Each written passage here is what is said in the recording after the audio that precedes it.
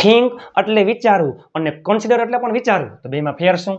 Think એટલે વિચારવું, consider એટલે વિચારવું. બેમાં ફેર શું? થિંક એટલે તમારો કોઈ મત હોય, આપણે એવું માનતા હોય, માનવું, સામાન્ય રીતે સિમ્પલ વિચારતા હોય એ થિંક. પણ હા, કોઈ નિર્ણય હોય, ઊંડાણપૂર્વક, કાળજીપૂર્વક વિચારતા હોય, એમાં શું આવે છે?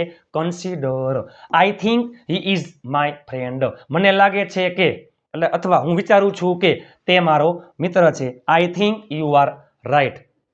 મને લાગે છે અથવા હું વિચારું છું કે તમે સાચા છો. I will consider your request. હું તમારા વિનંતી ઉપર વિચારીશ, ઊંડાણપૂર્વક વિચારીશ. અને he is considering about result. તે પરિણામ વિશે ઊંડાણપૂર્વક, જેને કહેવાય કે ઊંડાણપૂર્વક વિચારી રહ્યો છે. થિંક એટલે વિચારવું, મત સામાન્ય રીતે વિચારતા હોય તે, આમાં નિર્ણય હોય, ઊંડાણપૂર્વક કાળજીથી વિચારતા હોય તે કન્સિડર.